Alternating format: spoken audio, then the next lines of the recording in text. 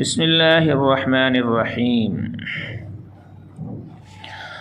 ہمارے معاشرے میں قربانی کے سلسلے میں غلطی یہ ہوتی ہے کہ بعض لوگ قربانی کے سلسلے میں یہ سمجھتے ہیں کہ کسی سال اپنی بیوی کے نام سے قربانی کر دی جائے تو کسی سال خود اپنے نام سے، کسی سال اپنے گھر کے کسی بڑے فرد کے نام سے قربانی کر دی جائے۔ یعنی ان کا خیال یہ ہوتا ہے کہ ہر سال گھر کے کسی ایک ہی فرد کے نام سے قربانی کی جائے، اور یہ خیال کرتے ہیں کہ اس طرح قربانی کرنے سے گھر کے تمام افراد کے ذمے سے قربانی کا وجوب ساقط ہو جاتا ہے، ختم ہو جاتا ہے۔ لیکن یاد رکھیے کہ یہ خیال غلط ہے۔ صحیح بات یہ ہے کہ گھر کا جو فرد صاحب نصاب ہے اس پر قربانی واجب ہے۔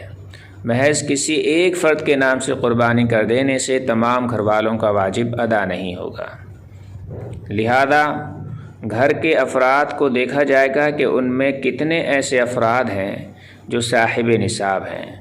تو جتنے افراد صاحب نصاب ہوں گے انہیں چاہیے کہ وہ سب افراد اپنی قربانی الگ الگ کریں، ورنہ دیگر صورت میں جو قربانی کرے گا اس کی طرف سے تو قربانی ہو جائے گی، اور دیگر جو حضرات ہیں جنہوں نے قربانی نہیں کی ہے ان کا یہ واجب ادا نہیں ہوگا۔